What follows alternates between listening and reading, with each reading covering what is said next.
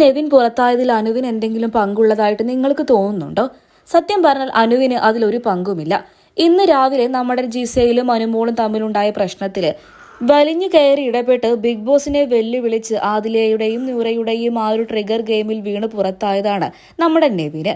ഇനി ഇതിൽ ബിഗ് ബോസിന് എന്തെങ്കിലും പങ്കുണ്ടോ എന്ന് നമുക്കറിയില്ല. പക്ഷെ എന്തിനാണ് അപ്പാനിയും അക്ബറും അനുമോളുടെ നെഞ്ചത്തോട്ട് ഈ വിഷയമൊക്കെ പറഞ്ഞുകൊണ്ട് കയറുന്നത് എന്ന് ഊഹിച്ചാലും കിട്ടാത്ത ഒരു കാര്യം തന്നെയാണ്.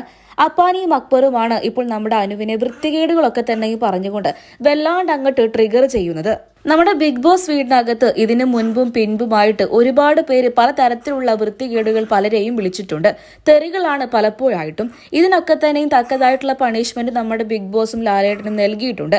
എന്നാൽ ഒരു സ്ത്രീയുടെ മുഖത്ത് നോക്കി പറയാൻ പറ്റില്ലാത്ത ഒരു വാക്കാണ് നമ്മുടെ അക്ബർ ഇപ്പോൾ പറഞ്ഞിരിക്കുന്നത്. ഷിറ്റി എന്നുള്ള പ്രയോഗമാണ് അക്ബർ ഉച്ചരിച്ചിരിക്കുന്നത്.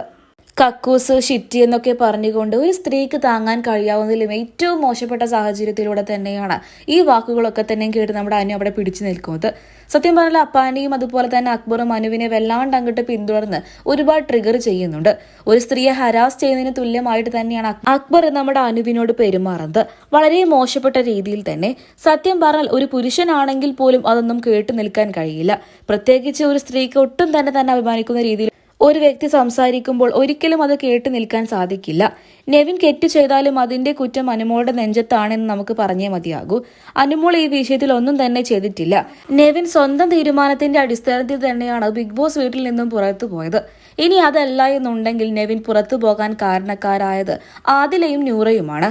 അതായത് നിനക്ക് ധൈര്യമുണ്ടെങ്കിൽ, നിനക്ക് തന്റെ ഇടമുണ്ടെങ്കിൽ നീ ഇറങ്ങിപ്പോടാ എന്ന് പറഞ്ഞത് നൂറയാണ്.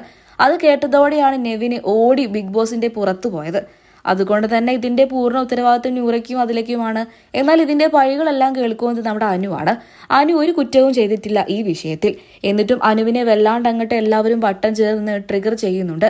നെവിന് പോകാൻ കാരണം നീയാണ് എന്നുള്ള തരത്തിലാണ് അക്ബറും അപ്പാനിയും ഇപ്പോൾ സംസാരിക്കുന്നത്. അത് മാത്രമല്ല, ഒരു മിനിമം മര്യാദ പോലും ഇല്ലാത്ത രീതിയിലാണ് അക്ബർ അനുവിനോട് സംസാരിച്ചിരിക്കുന്നത്. ഷിറ്റ്, കക്കൂസ് എന്നൊക്കെ വിളിക്കുമ്പോൾ എത്രമാത്രം ആ കേൾക്കുന്ന വ്യക്തിയുടെ മനസ്സ് വേദനിക്കുന്നുണ്ടാകും. ഇതിനു മുൻപ് അക്ബർ ഇങ്ങനെ ഒരു വാക്ക് ഉച്ചരിച്ചത് നമ്മുടെ രേണു സുധിയെ കുറിച്ചായിരുന്നു. രേണുവിനെ അന്ന് സെപ്റ്റി ടാങ്ക് എന്നായിരുന്നു അയാൾ വിളിച്ചിരുന്നത്. എന്നാൽ അന്നത് വലിയ വിഷയമായതോടെ ഞാൻ മാപ്പ് പറയുന്നു, ഇനി ഒരിക്കലും അങ്ങനെ പറയില്ല എന്നൊക്കെ പറഞ്ഞുകൊണ്ട് അക്ബർ രംഗത്തെത്തുകയും ചെയ്തു. എന്നാൽ വീണ്ടും ഇപ്പോൾ അത്തരത്തിലുള്ള വാക്കുകളൊക്കെ തന്നെയാണ് അക്ബർ ഉച്ചരിക്കുന്നത്. ഇതിന് ലാലേട്ടൻ എന്തായാലും തക്കതായൊരു മറുപടി കൊടുക്കും.